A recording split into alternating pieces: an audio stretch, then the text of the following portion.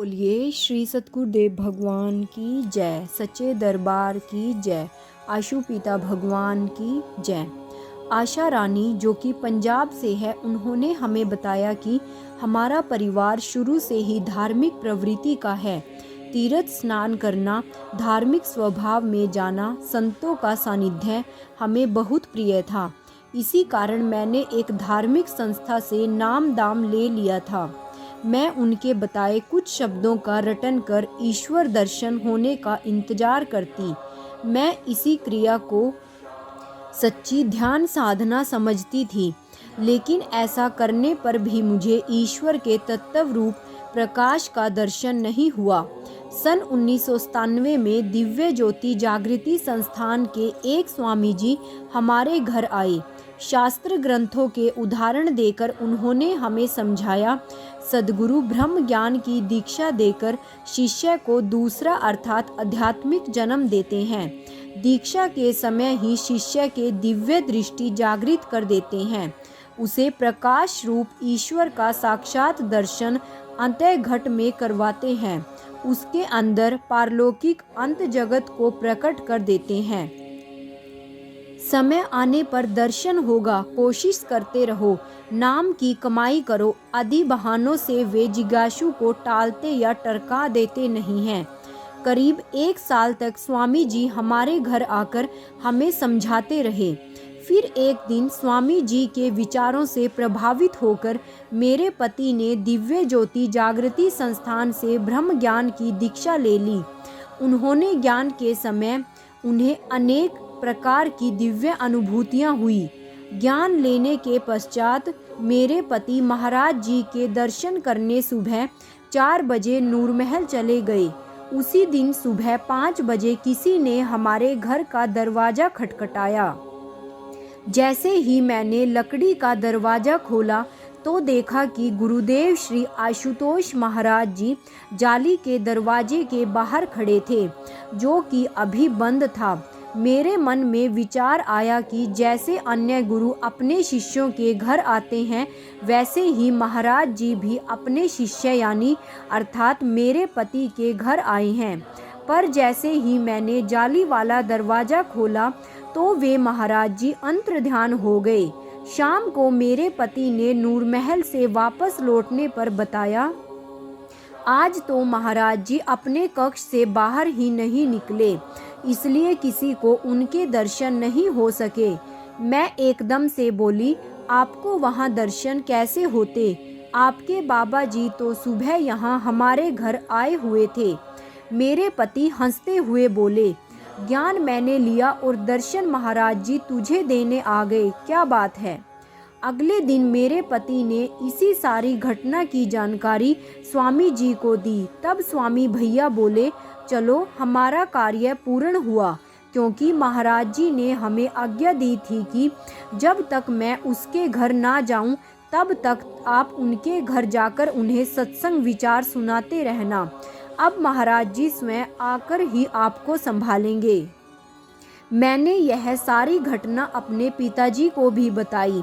तब पिताजी बोले, आशा, यह बाबा कोई साधारण गुरु नहीं बल्कि पूर्ण सतगुरु हैं। इन्होंने दामाद जी को 4 पदार्थ का ज्ञान देकर उसी क्षण उनके अंतर जगत में ईश्वर के प्रकाश स्वरूप का दर्शन करवाया है।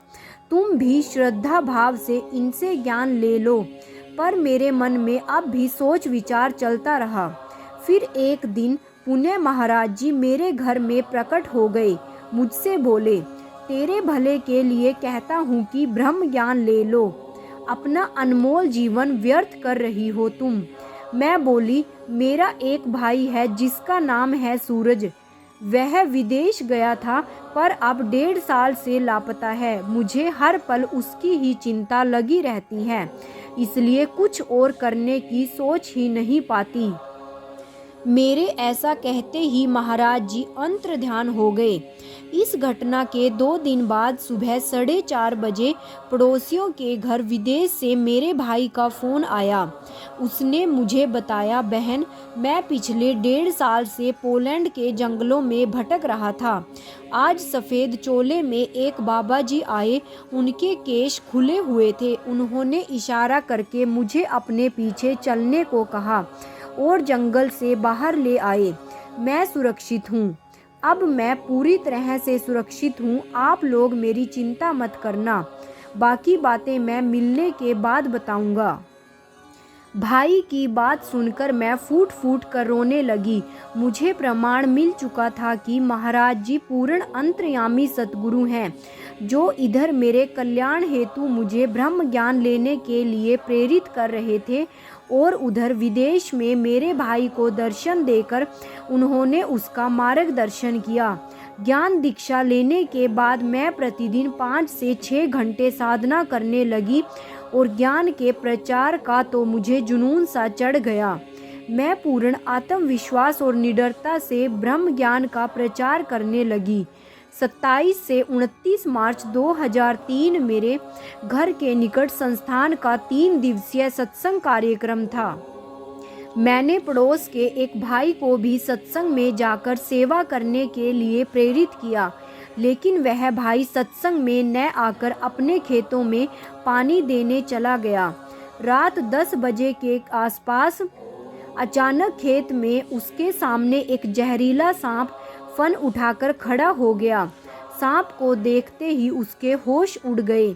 उसके दिल की धड़कन इतनी तेज हो गई कि वह घबराकर पास में बिछी हुई चारपाई पर धड़ाम से गिर पड़ा। तभी गुरुदेव श्री आशुतोष महाराज जी उसके समक्ष प्रकट होकर गुस्से से बोले, मूर्ख, तुझको मेरी बेटी ने कहा था कि सत्संग में जाकर सेवा करनी है और तूने नज़रअंदाज किया। जानता है, आज तेरी मृत्यु निश्चित थी। तेरी रक्षा के लिए हमें स्वयं आना पड़ा। ऐसा कहकर महाराज जी अंतर्ध्यान हो गए। लगभग 11 बजे वह भाई हमारे घर आया और रो रो कर उसने सारी बात बताई। इस घटना से स्पष्ट होता है कि गुरुदेव श्री आशुतोष महाराज जी अंतर्यामी हैं। उन्हें पता था कि मैंने उस भाई को सत्संग में जाकर सेवा करने का संदेश दिया था। साथ ही वे परम दयालु भी हैं। उन्होंने उस भाई की मृत्यु को टालकर उसे जीवन संवारने का एक और अवसर प्रदान किया। मेरे प्यारे गुरु भाइयों और बहनों, हम सभी को भी अधिक से अधिक साधना करनी है और सत्संग सुनना है, ताकि हम सभी भी अपने गुरु महाराज जी के दिखाए मार्ग पर चल सके और अपने जीवन का उद्धार कर सकें।